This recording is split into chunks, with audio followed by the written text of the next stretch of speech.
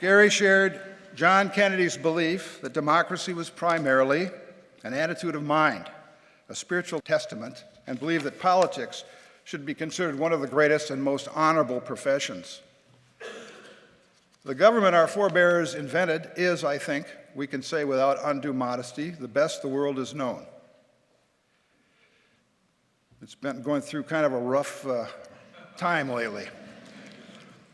And I struck some of my remarks about that.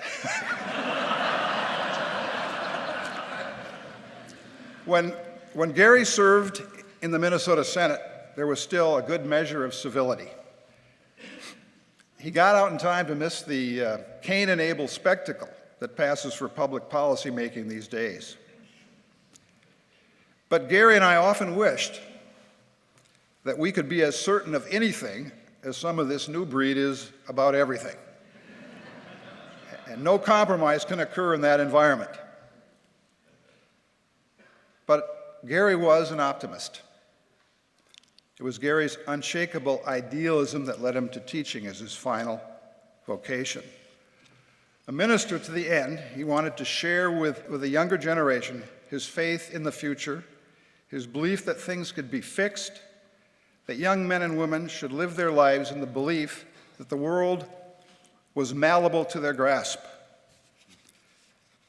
The purpose of life was to matter, to stand for something, to advance the common good.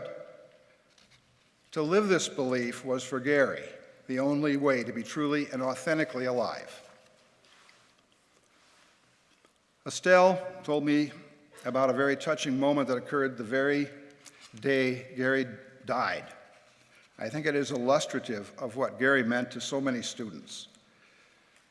A large African-American man wearing a big overcoat and sunglasses showed up at their door.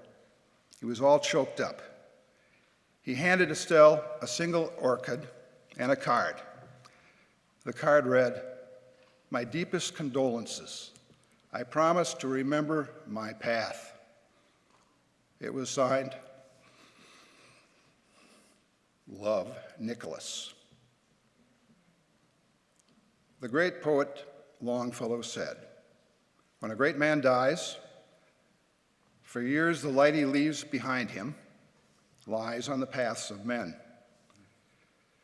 That was Gary, the gentle cultivator of a new generation of public servants in the old tradition of solving problems rather than creating them.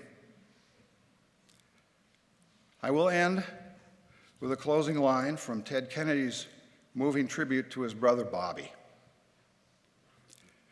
To those of us who loved him and who take him to his rest today, pray that what he was to us and what he wished for others will someday come to pass for all the world.